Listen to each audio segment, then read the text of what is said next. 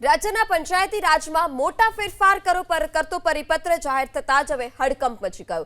ગ્રામ પંચાયત, તાલુકા પંચાયત અને જિલ્લા પંચાયતના પ્રમુખ સહિતના હોદ્દેદારો સામે ભ્રષ્ટાચારની સાદી અરજીને આધારે તપાસ કરીને પદ પરથી દૂર કરી દેવાની સત્તા સરકારે અધિકારીઓને આપી છે।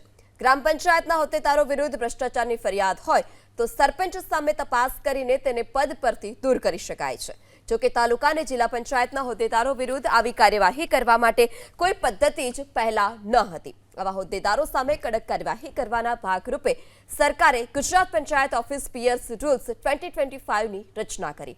અમલવારી શરૂ કરતો રાજપત્ર રાત્રે બહાર પાડવામાં આવ્યો। પત્ર મુજબ ગામના સરપંચ તેમજ તાલુકા કે જિલ્લા પંચાયતના સભ્ય, ઉપપ્રમુખ કે પ્રમુખ સુધીના કોઈ હોદ્દેદાર કે સભ્ય સામે ભ્રષ્ટાચાર, ગેરરીતિ, સત્તાનો દુરુપયોગ કરવાની ફરિયાદ હોય તો તે કિસ્સામાં જિલ્લા વિકાસ અધિકારી અને તેની ઉપરના અધિકારીઓ સો મોટો કરી તપાસ કરી શકશે અને તપાસમાં ફરિયાદમાં સત્ય જણાશે તો તેમને પદ પરથી પણ દૂર કરાશે।